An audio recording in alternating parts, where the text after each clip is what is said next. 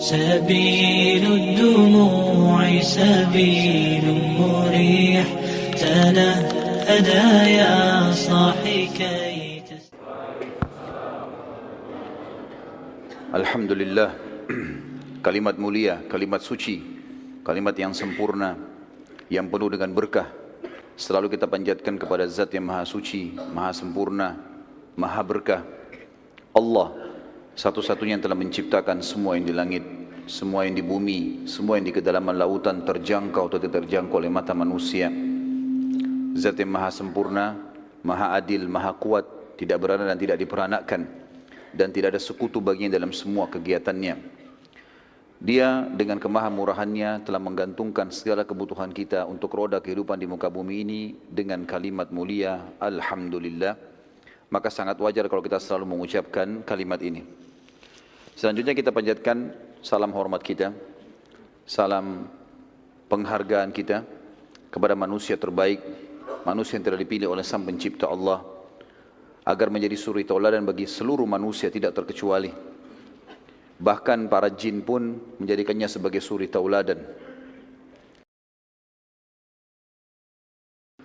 Manusia yang telah disempurnakan jalur nasabnya, ilmunya dan fisiknya oleh Sang Pencipta Allah, dan juga Sang Pencipta Allah bersama malaikatnya mengucapkan salam hormat kepada manusia terbaik ini dan dijadikan ibadah untuk orang-orang beriman. Maka sangat wajar kalau kita selalu membacakan salawat dan taslim kepada Nabi besar Muhammad sallallahu alaihi wasallam. Melanjutkan kajian sirah kita, dan sudah panjang lebar kita menceritakan dengan dua pertemuan perang yang mulia, perang yang punya pengaruh sangat besar dalam Islam, yaitu perang Badar. Dan kita akan masuk sekarang setelah kita rentet terakhir pertemuan kita beberapa kejadian antara perang Badar Ramadan tahun 2 Hijriah dengan perang Uhud yang terjadi tahun 3 Hijriah. Dan para ahli sejarah menyebutkan tentang sebab-sebab terjadinya perang Uhud. Paling tidak disimpulkan ada dua sebab. Yang pertama, kekalahan Quraisy di Badar. Dan ini merusak citra mereka di Jazirah Arab atau di depan para suku-suku Arab. Sehingga mereka tidak punya cara lain, pilihan lain untuk memperbaiki kecuali mengalahkan muslimin. Dan ini juga tergambarkan dari sumpahnya Abu Sufyan, yang pada saat itu setelah meninggalnya tokoh-tokoh Quraisy di Badar, hampir semuanya, dan tinggal dua orang, kita sudah jelaskan sebelumnya, Abu Sufyan dan Abu Lahab, dan Abu Lahab pun sudah meninggal. Sehingga tertinggal Abu Sufyan sendiri di Mekah pada saat itu. Tentu belum masuk Islam, karena masuk Islamnya di masa pembebasan kota Mekah atau pembukaan kota Mekah. Yang kedua, penyebabnya adalah orang-orang Quraisy, sebagaimana dicatat dalam sejarah dan sebelumnya, sebelum sejarah histori atau sejarah yang dicatat oleh para ahli sejarah, Al-Quran juga sudah menceritakan kalau orang-orang Quraisy sangat tergantung perekonomiannya atau kota Mekah secara khusus itu dengan perdagangan dari negeri Syam. Sementara baginda Nabi SAW selalu berusaha membentuk pasukan-pasukan, baik beliau pimpin sendiri yang dikenal dengan Ghazwah, atau dipimpin oleh para sahabat dikenal dengan Ma'rakah, atau dipimpin dengan para sahabat yang jumlahnya di bawah 100 orang, di atas 3 orang, di bawah 100 orang, yang dikenal dengan Sariyah. Maka orang-orang Quraisy terganggu sekali, karena mereka hidup memang dari negeri Syam. Sementara semua kafilahnya berusaha untuk diserang, walaupun ada beberapa kafilah yang sempat lolos. Maka paling tidak dua penyebab ini disebutkan oleh para ahli sejarah menjadi pemicu utama terjadinya perang Uhud. Nabi SAW atau sebelumnya Al-Quran menceritakan masalah itu ya, ketergantungan Quraisy pada perdagangan atau ekonominya Mekah dengan perdagangan ini dalam surah Quraisy, surah nomor 104 ayat 1 sampai ayat 4. A'udzu billahi minasyaitonir rajim, li'ilafi Quraisy ilafihim rihlatash shita'i was-shaif falyabudu rabb hadzal bait alladzi at'amahum min ju'in wa amanahum min khauf. Karena kebiasaan orang-orang Quraisy, kata Allah, yaitu kebiasaan mereka bepergian untuk berdagang pada musim dingin dan musim panas. Kata ulama tafsir, musim panas mereka ke negeri Syam dan musim dingin mereka ke negeri Yaman untuk berdagang. Tapi kebanyakan mereka di musim dingin di Yaman mereka hanya pergi untuk rekreasi, Sementara musim panas ke negeri Syam mereka berdagang. Maka hendaklah mereka menyembah Tuhan pemilik rumah Ka'bah yang telah memberikan makanan kepada mereka untuk menghilangkan lapar dan mengamankan mereka dari ketakutan. Saksi bahasan kita firman Allah rihlatas syita'i was saif. Akhirnya Quraisy karena selalu menemukan kafilahnya dihadang dan pernah saya kasih gambaran ikhwas sekalian. Kalau jazirah Arab di wilayah utaranya jazirah Arab bagian atasnya itu negeri Syam. Dan posisi Mekah itu kalau mau ke negeri Syam harus lewati Madinah. Madinah di atasnya. Jadi Madinah itu di utara Mekah. Habis Madinah baru ke negeri Syam. Jadi mereka mau tidak mau harus lewat jalur itu, nggak ada jalur lain. Waktu itu mereka belum punya jalur lain. Apalagi mereka harus lewat darat.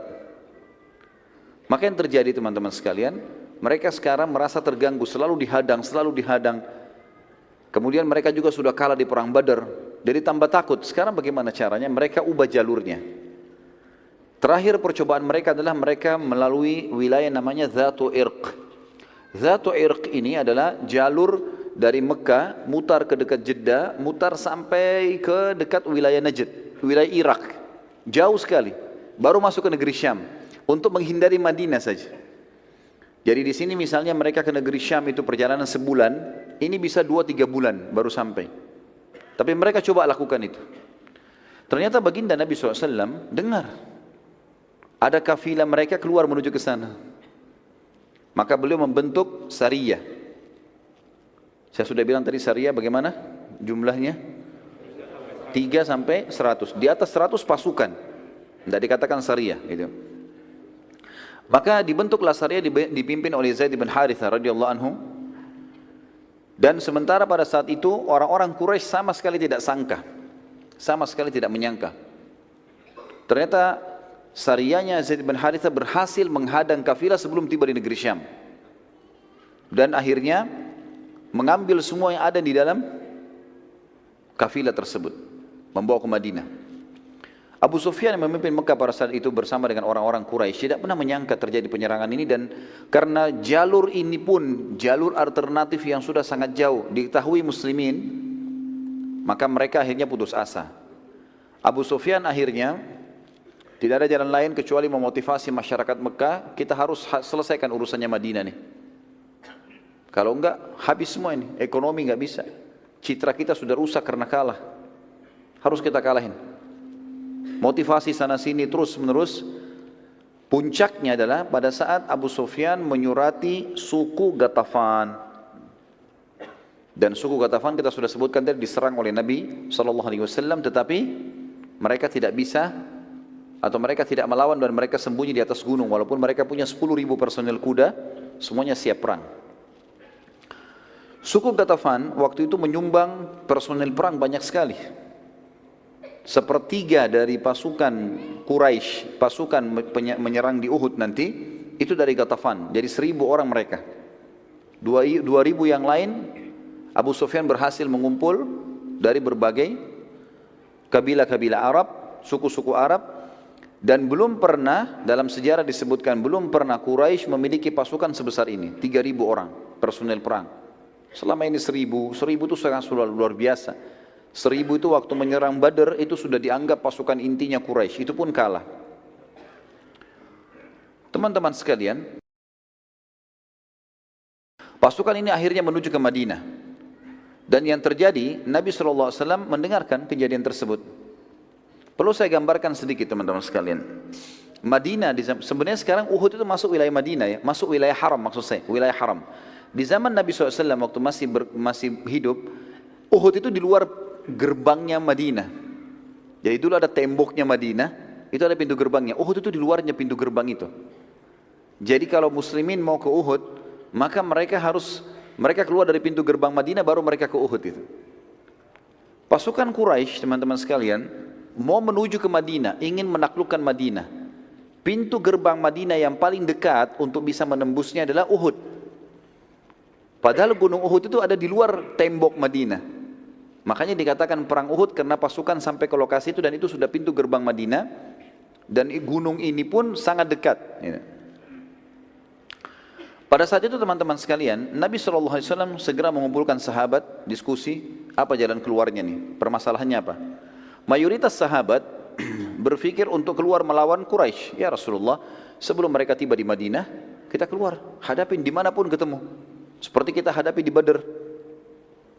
Termasuk pada saat itu yang paling ngotot adalah paman beliau Hamzah radhiyallahu anhu. Semangat para sahabat ini muncul teman-teman sekalian karena mereka sudah melihat kemenangan di Badr. Jumlah lebih sedikit, tapi akhirnya jadi besar, bisa menang. Dan saya sudah sebutkan teman-teman sekalian, perang Badr Allah Azza wa Jal, Allah yang maha tinggi dan maha kuat telah mengaturnya supaya setelah Badr muslimin sudah tidak pernah takut lagi berperang, gitu kan. Ya sudah kita jelaskan panjang lebar masalah itu.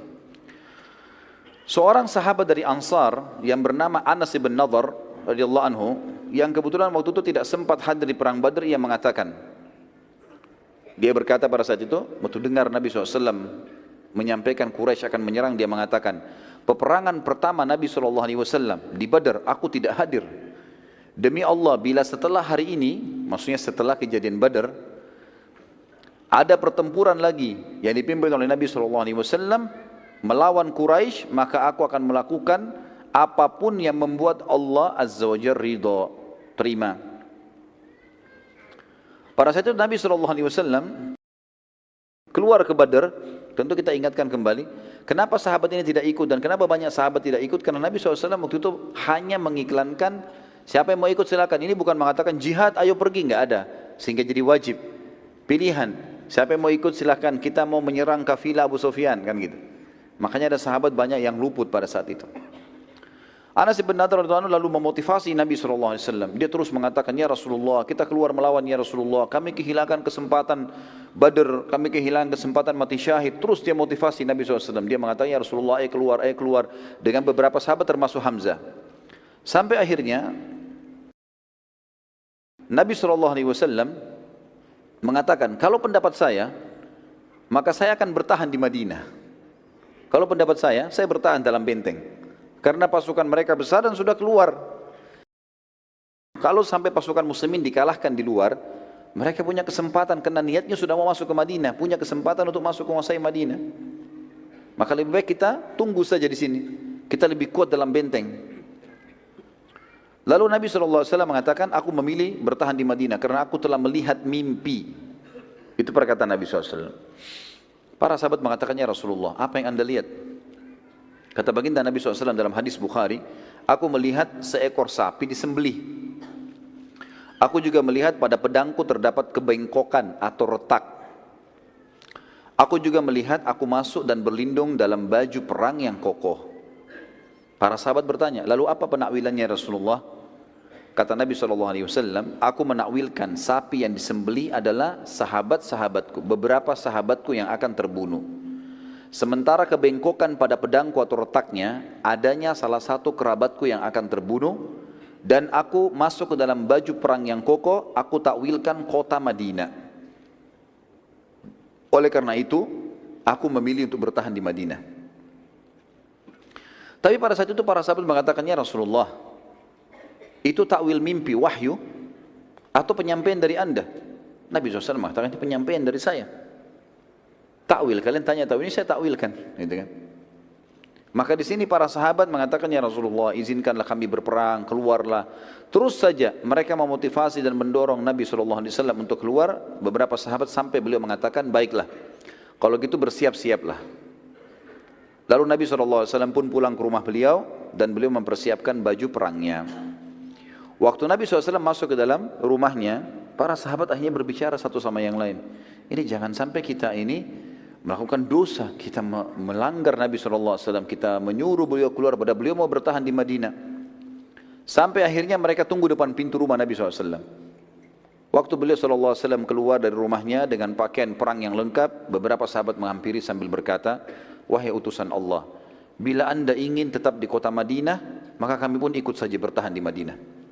Lalu keluarlah sabda Nabi SAW yang masyhur dalam riwayat yang sahih, tidak pantas bagi seorang Nabi yang telah mengenakan baju perang membatalkan niatnya sampai Allah memberikan keputusan siapa yang menang atau kalah antara dia dengan musuhnya. Gak bisa lagi, sudah pakai baju perang begini gak bisa lagi. Ini teman-teman sekalian, saya berikan sebuah note di sini di tulisan saya mengatakan ini jelas sekali bagaimana seorang mukmin harus punya tekad yang kuat kalau itu adalah kebenaran. Tadinya dia ragu mengerjakan yang mana, tapi kalau dia sudah pilih sebuah keputusan dan itu juga benar dalam agama, tidak usah ragu. Itu penting untuk dilakukan, karena keraguan dalam memilih satu keputusan dan terus menerus larut ini membuat masalah. Apalagi kondisinya seperti ini, Madinah akan diserang. Salah satu yang tidak setuju keluar pada saat itu, waktu Nabi SAW sudah keluar, pasukan sudah mulai berkumpul, adalah pimpinan orang munafik yang sudah masyhur, Abdullah bin Ubaidillah bin Salul. Lalu dia berkata, wahai Rasulullah, aku melihat kita bertahan di Madinah saja, karena belum pernah kami, masyarakat Madinah, karena dia dari suku Khazraj, menghadapi musuh di dalam atau di luar, kami menghadapi musuh di dalam kota Madinah kecuali kami mengalahkan musuh kami. Dan sebaliknya, setiap kami menghadapi musuh di luar Madinah kecuali kami dikalahkan. Lalu kata Nabi SAW, sudah tertekadkan, maka tidak akan ada keraguan lagi. Nabi SAW lalu keluar menuju ke Uhud. Dan kita sudah tahu, saya bilang tadi, begitu keluar pintu gerbang langsung gunung Uhud. Jadi pasukan muslim tidak pergi jauh-jauh ini. Bertahan di situ saja, cuma di luar pintu gerbang mereka. Dan pada saat itu terkumpullah dari sahabat yang mulia 700 orang. Dan Abdullah bin Abi Salul, karena tidak mau dianggap dia, Abdullah bin Ubaidillah bin Salul dianggap nanti dia tidak mau ikut, maka dia mengajak teman-temannya kaum munafikin 300 orang. Terkumpullah pasukan sekitar 1.000 orang pada saat itu. Dan pasukan Quraisy 3.000. Namun pada saat tiba di satu lokasi namanya Syaut, ya. Wilayah ini sebenarnya antara Madinah sama Uhud. Jadi ada wilayah seperti pekarangan luas antara gerbang Madinah sama kebun-kebun kurma yang ada di Uhud. Tiba-tiba saja Abdullah bin Ubaidillah bin Salul setelah melihat lokasi dan keluar, lalu dia berkata kepada sukunya dari kaum munafikin dari suku Khazraj. Dia mengatakan, kita balik saja. Dan tidak ada gunanya kita ikut. Kalau pasukan ini kalah, maka kita masih hidup di Madinah. Tujuannya dia sebenarnya adalah untuk mematahkan semangatnya kaum muslimin. Kemudian pada saat dia mau pergi pun beberapa sahabat mengatakan, ya Rasulullah, Abdullah menarik pasukannya. Kata Nabi SAW, biarkan saja. Mungkin Allah ingin membersihkan muslimin. Maka tertinggallah 700 orang. Pada saat 300 pasukan itu kembali ke Madinah, terdapat pula 2 suku dari Ansar, dari mukminin sempat ikut-ikutan ke Madinah karena terpengaruh oleh 300 pasukan tadi. Mereka adalah suku Salamah dan suku Harith. Sempat 2 suku ini juga mau ikut. Jumlahnya mendekati 100 orang. Banyak sekali. Sempat mau ikut, tapi mereka akhirnya kembali setelah dikejar dan dimotivasi kembali oleh seorang sahabat yang mulia bernama Abdullah bin Amr bin Haram, ayahnya Jabir bin Abdullah radhiyallahu anhu majma'in, sempat mengejar mereka dan mengingatkan besarnya pahala jihad di jalan Allah, terlebih lagi bersama Nabi SAW. Akhirnya kedua suku tadi kembali bergabung dengan muslimin. Sementara yang 300 bersama Abdullah bin Ubaidillah bin Salul tetap menolak, maka Abdullah pun akhirnya meninggalkan pasukan muslimin dan masuk ke Madinah, lalu kemudian mencela-cela pasukan muslimin dari atas benteng Madinah. Pasti kalian kalah, pasti kalian susah, pasti kalian begini, dengarlah. Seperti gitulah. Allah Azza wa Jalla menyebutkan kejadian tersebut dalam surah Al-Imran, surah nomor 3 ayat 122. A'udzu billahi minasyaitonir rajim. Idh hammat ta'ifatani minkum an tabshala wallahu waliyuhuma. An tabshala wallahu waliyuhuma wa 'alallahi falyatawakkalul mu'minun. Ketika 2 golongan daripadamu, yaitu Bani Salamah dari suku Khazraj dan Bani Harith dari suku Aus yang tadi mau ikut sama orang-orang munafik, ingin mundur karena takut, padahal Allah adalah penolong bagi kedua golongan itu. Karena itu hendaklah kepada Allah saja orang-orang mukmin bertawakal. Jabir bin Abdullah radhiyallahu anhu menanggapi ayat tersebut di atas seraya berkata, aku tidak menyesal karena kami dikalahkan di Uhud. Karena Allah Azza wa Jalla, Allah yang maha suci dan maha tinggi, berfirman, sementara Allah lah wali mereka atau penolong mereka. Para sahabat sempat memberi masukan pada Nabi SAW agar meminta bantuan pada sekutu mereka, orang-orang Yahudi di Madinah. Namun Nabi SAW menolak karena mengetahui kalau Yahudi kaum yang suka gemar berkhianat. Nabi mengatakan SAW, kita cukupkan dengan 700 ini. Tiba di lokasi Uhud teman-teman sekalian, baginda Nabi SAW lalu kemudian mengatur strategi dengan para sahabat karena Quraisy belum tiba. Kata beliau, tunjukkan, kata Nabi SAW kepada sahabat, tunjukkan saya jalan menuju ke satu lokasi yang menjadikan Uhud di punggung kita. Dan itu tidak melewati lokasi yang umumnya, bukan dari pintu gerbang menuju ke sana. Tujuannya agar orang-orang munafik yang ada di atas benteng dan orang-orang Yahudi itu supaya tidak tahu ke arah mana pasukan muslimin berkemah dan tidak memberitahukan kepada Quraisy. Maka ada seorang sahabat mengatakan, ya Rasulullah, saya tunjukkan kepada anda dan kita harus melewati kebun-kebun kurma. Pada saat itu penuh dengan pohon kurma tentunya, dan sampai sekarang di sekitar Uhud itu penuh sekali, banyak pohon-pohon kurma, tapi sebagian sudah dibongkar menjadi lokasi pemukiman. Dan Nabi SAW meminta ini agar betul-betul beliau sudah ada di lokasi peperangan, memilih lokasinya, menjadikan gunung di belakangnya, juga di dekat gunung itu yang ada kebun-kebun kurma yang Nabi SAW menjadikan target, ada sumur-sumur agar para mujahidin bisa minum. Saat tiba di lokasi itu atau sementara ke sana, mereka melewati kebun satu orang munafik namanya Rubai'i bin Qaidi. Rubai'i ini orangnya buta dan dia munafik. Dia dengar Abdullah bin Abi Salul dan teman-temannya sampaikan, pasukan Muhammad lagi menuju ke kebunmu, jangan kau biarkan lewat. Maka dia berusaha mengatakan, jangan lewat kebunku. Waktu Nabi SAW pamit baik-baik, pamit sama dia, suruh pasukan biarin lewat. Dia bilang, jangan lewat kebun, nanti kalian merusaknya. Lalu terus saja dia menolak. Tidak ada jalan lain untuk memutari di sekitar tebing-tebingnya atau sekitar lerengnya Uhud, harus lewat kebunnya orang ini. Maka pada saat itu para sahabat pun akhirnya mengatakan kepada Nabi SAW, ya Rasulullah, tidak ada jalan lain. Kata Nabi SAW, jalanlah, lewatin kebunnya, jangan sampai dirusak. Kata beliau, biarkan saja dia, sungguh dia buta mata dan buta hatinya. Lewati tapi jangan buat rusak. Maka lewatlah pada saat itu, dan Rubai sempat mencaci maki muslimin tapi tidak dihiraukan. Nabi SAW saat selesai menyusun, tiba di lokasi yang diinginkan. Tentu kalau kita berada, biasanya kalau saya bimbing umroh teman-teman sekalian, di lokasi Uhud saya tunjukkan.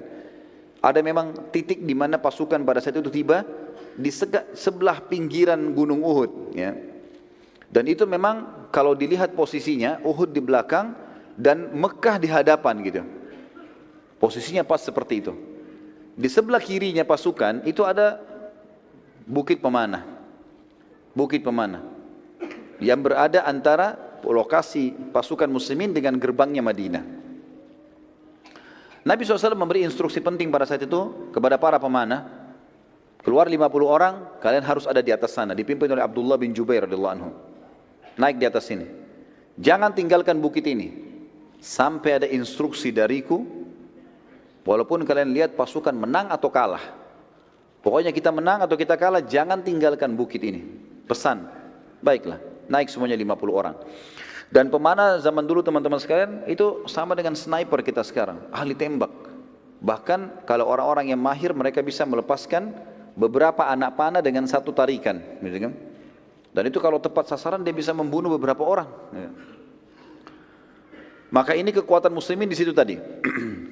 50 orang ditaruh di Bukit Pemanah dan 650 bersama Nabi SAW. 650 sama Nabi SAW. Allah Azza wa Jal menjanjikan bila sahabat bersabar dalam perang Uhud dan patuh pada perintah Nabi SAW. Ini janji Allah. Kalau mereka patuh, ikuti instruksi Nabi, akan membantukan 3.000 pasukan dari malaikat. Di Badr ada berapa malaikat? 1.000, sudah kita jelaskan tadi. Ini 3.000 dijanjikan dari malaikat. Bahkan bila disiplin, mereka patuh, Nabi bilang serang, tidak, maka Allah janjikan menurunkan 5.000 malaikat. Jumlah orang kafir 3.000. Allah mau turunkan seimbang, jumlah kafir 3.000, malaikat 3.000. Di perang Badar jumlah kafir 1.000 turun 1.000, kan gitu. Tapi Allah janjikan untuk menenangkan muslimin kalau kalian sabar, disiplin, patuh, 5.000 saya turunkan. Allah ceritakan dalam surah Al-Imran. Surah nomor 3 ayat 123 sampai 125.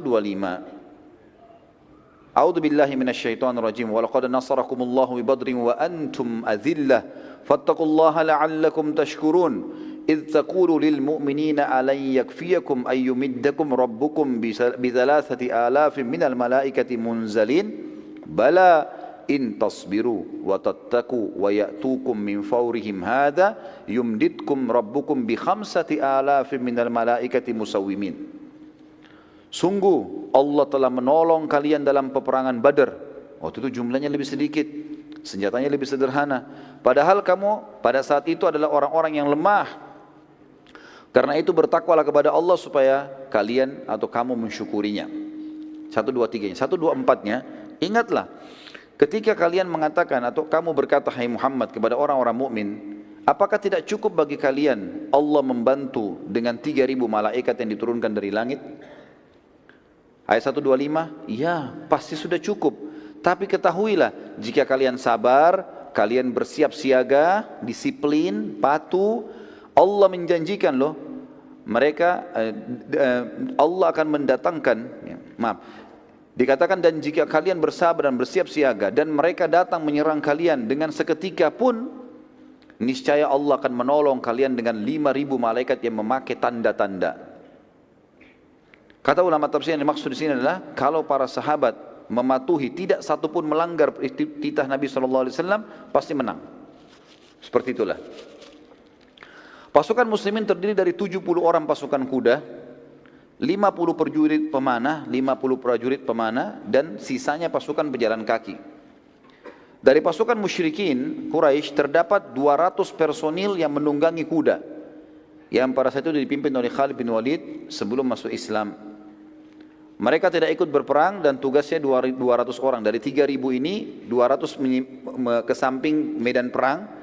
Kalau dari Bukit Pemanah itu kita bisa lihat ke arah kiri, kalau satu waktu antum mengunjungi ke sana. Kalau kita lihat ke arah kota Madinah, kita akan temukan di depan kita ada seperti lembah. Lembah itu dulu agak curam dan di situ pasukan Khalid bin Walid bersembunyi. Ya kan? 2.800 maju masuk bersama pasukan Quraisy.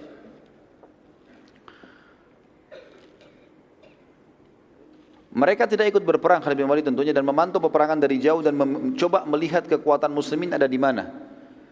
Tetapi posisi pasukan 50 Khalid bin Walid ini, pasukan Khalid bin Walid yang 200 diketahui oleh 50 pemanah Nabi SAW. Maka Abdullah bin Jubair sempat mengatur strategi di atas 50 orang ini dibuat melingkari gunung. Bukit Pemanah dibuat melingkari sehingga mereka bisa memanah ke seluruh penjuru. Gitu. Termasuk ke pasukan 200 orang ini, kalau mereka coba maju menyerang muslimin dari belakang.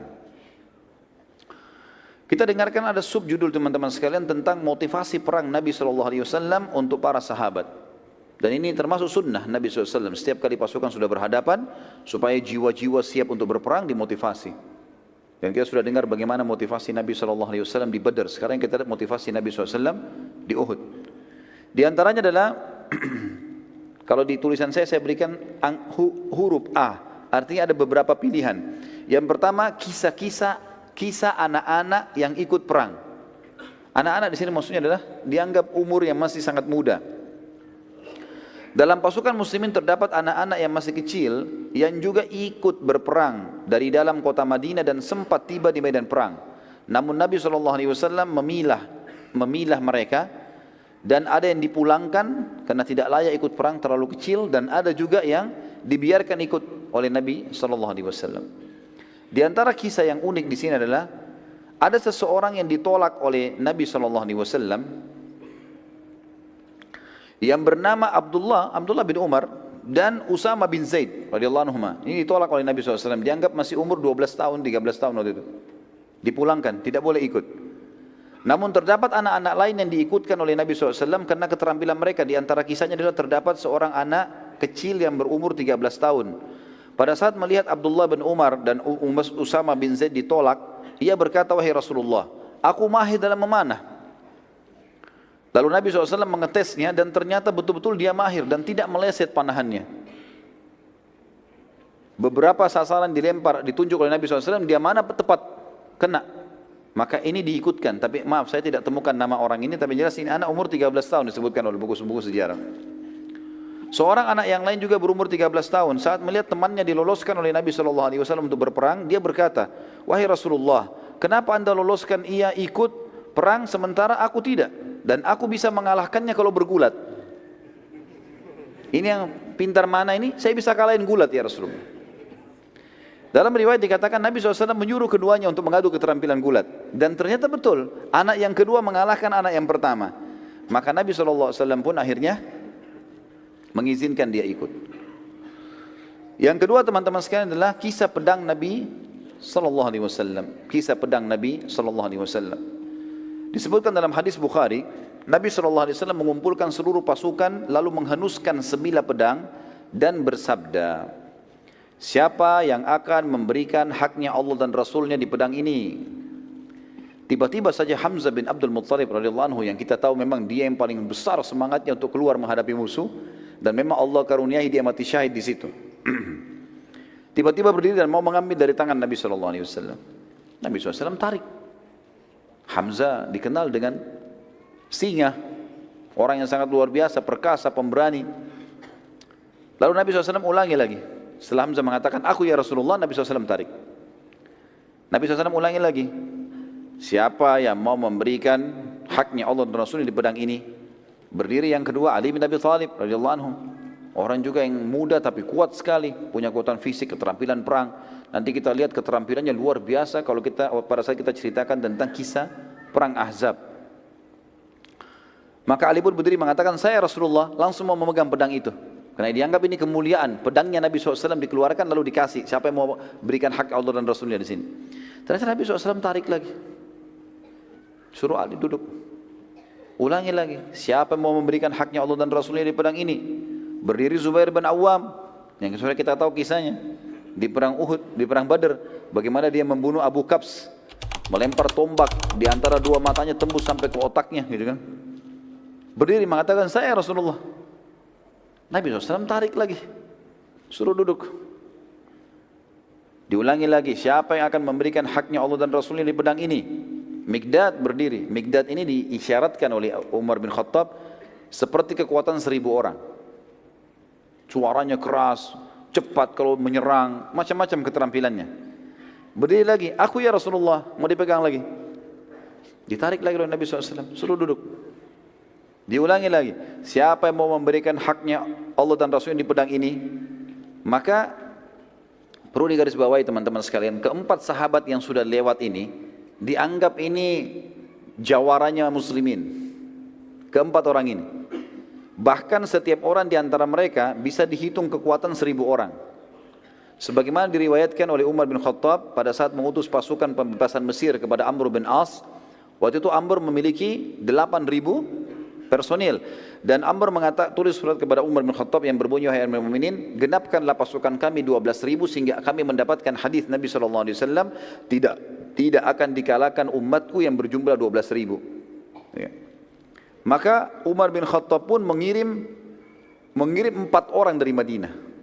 Kan jumlahnya 8.000 kan? Butuh berapa ribu sekarang? Untuk 12.000. Butuh 4.000. Umar bin Khattab kirim 4 orang, bukan 4.000. Yang dikirim itu adalah diantaranya Mikdad, yang ini. Diantaranya Zubair bin Awam, diantaranya Sa'ad ya, bin Abi Waqqas. Ya, ini dikirim. Maka mereka punya kekuatan yang luar biasa. Maka setelah keempat sahabat ini ditolak, dan Nabi SAW masih ulangi, siapa mau memberikan haknya Allah dan Rasul di pedang ini, mereka saling lihat satu sama yang lain, kira-kira siapa nih? Ada satu sahabat mulia, pintar, cerdas orang ini, yang kita kenal dengan Abu Dujana, Syammah radhiyallahu anhu. Beliau mengatakan, ya Rasulullah, apa haknya Allah dan Rasulnya di pedang itu? Ini yang Nabi tunggu ini. Jangan main langsung ambil. Tanya dulu untuk apa ini? Apa haknya? Bukan main ambil terus mau diapain pedangnya? Ya. Maka Nabi SAW mengatakan kalimat yang mulia teman-teman sekalian. Dan ini kita bisa lihat bagaimana rahmatnya Nabi SAW bagi kafir zimmi. Orang-orang kafir yang di bawah naungan pemerintah Islam. Beliau toleransi, beliau memaafkan, beliau memberi. Tapi di medan perang beda lagi sama kafir harbi ini. Tegas sekali beliau mengatakan, engkau mengambil pedang ini dan engkau menghantamkan pada musuhmu pakai perang sampai bengkok. Bisa? Bisa. Baik, Abu Dujana diambil.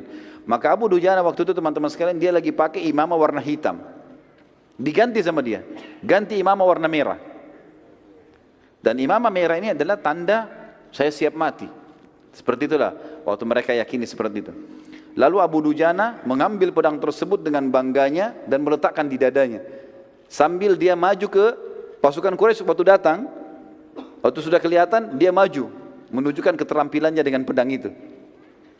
Maka kesannya kayak ada kesombongan.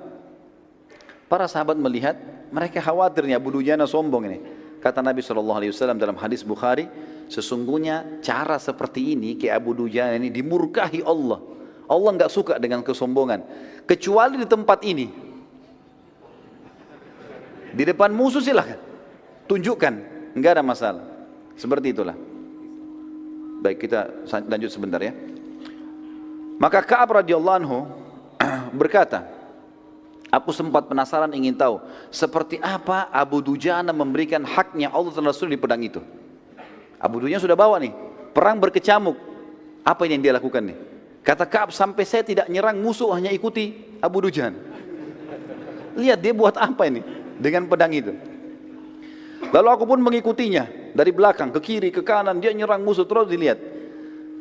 Saat itu di kancah peperangan terdapat seseorang dari pasukan kafir Quraisy sangat kuat, tidak terkalahkan. Setiap kali dia memukul, setiap kali dia datang, banyak di antara pasukan muslimin menghindar dari orang itu. Karena kuatnya kelihatan, kekar, pedangnya besar gitu kan. Kata Ka'ab, saya berdoa sama Allah di kancah peperangan supaya ketemu dengan Abu Dujana. Maka dia bilang, Allah pun menerima doa saya. Tiba-tiba keduanya bertemu. Padahal tadinya terpisah di medan perang. Tiba-tiba berhadapan dan tiba-tiba saling menyerang.